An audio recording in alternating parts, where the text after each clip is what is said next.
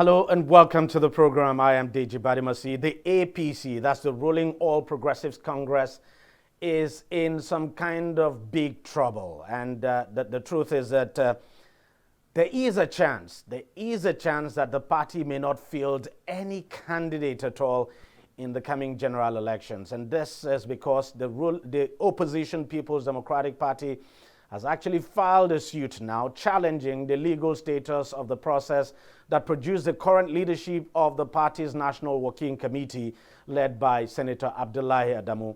Now, the opposition party has also maintained that every nomination made by the Governor Buni-led committee was done in breach and gross violation of the Electoral Act 2022 and the 1999 Constitution. Remember, it was the Buni Committee that actually led to the constitution of the current APC National Working Committee. And that committee, the Buni-led committee, giving birth now to the Adamu-led National Working Committee that would now go ahead to organize all the congresses and nominations. So the People's Democratic Party is obviously going for the jugulars of the APC. Now, in a statement credited to the National Publicity Secretary of the PDP, Debo Ologunagba, he said Section 83 of the 1999 Constitution as amended clearly states that no governor is expected to hold any other executive position as Governor Memala Buni did as the APC interim chairman. It is therefore demanding that the presidential candidate of the APC, Bola Tinubu, his running mate Kashim Shettima, and all governorship candidates of the party, among others, be barred from contesting the 2023 general elections. Now, that's really huge. Meanwhile, Justice Inyang Ekpo of the Federal High Court in Abuja is set to hear the matter on November the 22nd. Don't forget that not quite long ago, another court, a federal high court this time, actually gave a similar ruling now in the case involving the current governor of Osun State. That court, of course, ruled that Governor Oyetola should not have been nominated. As a matter of fact, invalidated Oyetola's nomination on the ground that it was conducted. That nomination process was actually supervised by the Buni-led committee. Well, to discuss this further, I have Jide Ojo, who is a political affairs analyst. He joins us on the program from Abuja. Mr. Ojo, thank you very much for joining us on the program. How serious do you think this is? And how seriously do you think the APC should take this? Thank you very much for the opportunity to be on your program this day. Yes, APC should take it very serious, but I don't think we should attach too much importance to it. This is a case that has already been settled by the Supreme Court in Akeredolu versus the main challenger of PDP then, what's his name? In Ondo State. Yitayo Jagede.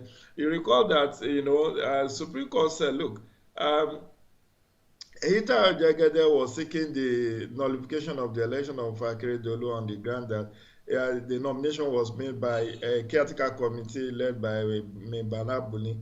And the Supreme Court ruled, look, the position held by Memala Buni, though he is a serving governor, that position is not a position that you can say an executive position as envisaged by the Constitution.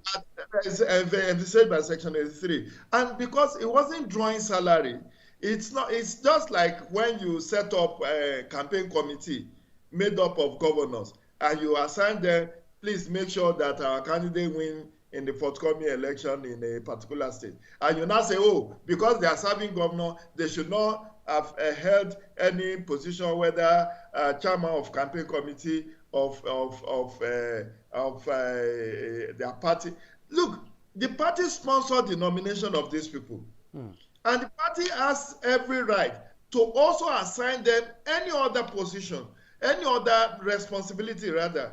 So the case that PDP is trying to do, PDP is trying to get electoral victory through the back door in 2023, and it's not going to work. I cannot fathom a court a judge that would disqualify.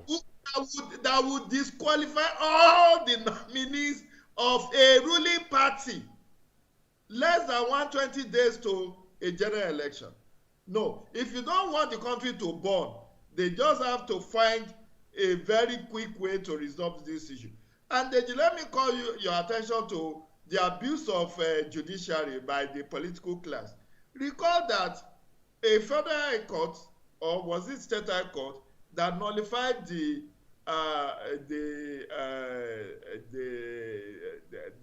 election of Governor Dave Umahi on the ground that he cross-carpeted, he defected from PDP to APC.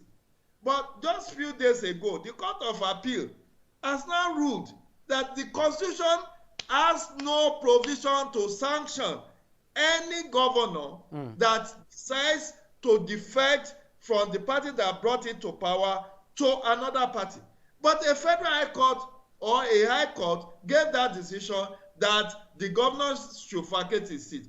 This is the judicial rascality we have started to see, which is part of the reason why Section 84, subsection 14 of the Electoral Act came to be, that only federal high court should attend to pre-election matters. Because this is a pre-election matter now. You know, when politicians start doing forum shopping, looking for judgment that will be favorable to them, this particular one cannot fly.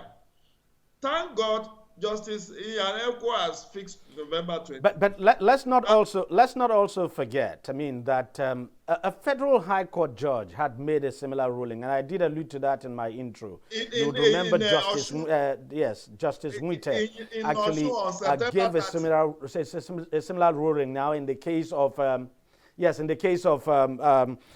governor of the current governor of Osun State. How do you reconcile that? That is what I'm telling you. The Supreme Court has resolved this issue. But you still have court, high court or court of first instance, giving ruling that is patently, at variance with the position of Supreme Court. And that's why many of them are eventually sanctioned. Some of them have been forced to retire because of certain judicial pronouncements that they make. And thank God that is why they are appellate court. Because a court of first instance is not the final. Gbéyèga Oyetola's lawyers have already challenged that ruling of September 30.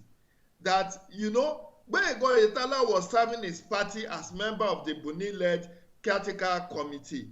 I do not want to go into details because, like I said, every court decision should be taken serious because you never can know, never can tell the kind of ambush that your opponent is laying. Yes, especially when you consider what we saw in Bayelsa, what we saw in Imo State, and what we also saw in Zamfara. Even in Rivers, recall that there is a pending case in Rivers where the PDP also have gone to court to seek the nullification of all the nominations of all APC candidates in Rivers State. This is the season you see such happening all over the places. But the bottom line is that, like I said, that's why there is a appellate court, that when a court of first instance err in law, the court of the superior court can come in to do substantial justice. But you would not blame the PDP. If it feels it is presented with an advantage, it definitely will want to take it. Definitely, I'm not. I mean, it's part of the trade in stock or stock in trade of politicians to see where they stand to gain maximum advantage and press for it. But I really think there should be limits to this kind of seeking victory through the back door, because Bemana Buni led executive. If there has not been any previous judicial pronouncement on this, maybe I would not have been very harsh on PDP. There are some arguments. There are some arguments that in the case of Eyita Jegede, that part of the reasons why probably it didn't go in his favor was because he did not join Memala Buni in that case at the time. Well, that's why we wait to see how the Oyetola's case will pan out, because the PDP is also hinging this particular challenge Yes. on Oyetola's disqualification, which is that. But you cannot take that as a locus classicus until when the Supreme Court has made the final pronouncement. So you think this And case is going to go to the Supreme Court? definitely, definitely, because this is at the heart of our democracy. If a court can approve that all because let me tell you the ripple effect of this. If a superior court should uphold the decision to disqualify Oyetola on the ground that he was a member of the Malabuni caretaker committee, it then means that all the nominations of May Malabuni, and including those who have profited from that Yes. decision, will have to vacate their seat, including governor of Ondo State, including governor of Ekiti State, including governor of which other state did they win? All the states where they have won, they will have to lose those seats. And it then means that in the eye of the law, because and I really wonder, even if we are dealing with that issue of Malabuni, the end of the APC had already conducted the convention, and a authentic national working committee have emerged, in which case whatever Adamu Abdullahi National Working Committee did cannot be invalidated, because they are not the caretaker committee or that May Malabuni led. I really want to see what is the nexus in seeking to say everything that Adamu Abdullahi and his National Working Committee have done in conducting the 2023 party primaries will come to nullity, because the APC has gone ahead to conduct a valid national convention where Adamu and other members of the National Working Committee have emerged. So on what basis will you now be saying? Of course, I can understand the position of the PDP. For the PDP, of course, it will be that you cannot build something on nothing. So if the court invalidates the position of Memala Boni ab initio, then every action taken by the Memala Boni committee would be rendered invalidated. And part of that action, of course, includes the birth of the Abdullahi Adamu National Working Committee. But let me just ask you very quickly this, before I let you go. Can you fathom a situation where general elections will come and the APC will not field any candidate at all for all the positions? That's unfathomable now. That's very unfathomable, because I could understand if APC were to be in opposition. But to be a ruling party, you have the yam, you have the knife, and somebody will now do you in and say you cannot field candidate. I mean, I can't even. It's incomprehensible right. now. Okay. That you have a judge or a court that will say less about 110 days to the next general election, you will now say that the ruling party of a country does not have candidate. Because at the end of the day, the question you want to ask is, where are the people in all of this? I mean, if you take away a particular party, then where are the people in all of this? So they don't have a say. What about the people who actually took part in those primaries? People actually voted. Members voted. But we'll wait and see how the court decides. Thank you very much, Jide Ojo, for coming on the program and for talking with us. Thank you very much for your time. My pleasure. I'll take a short break and we'll come back to continue the conversation on this very issue. Stay with us, don't go away.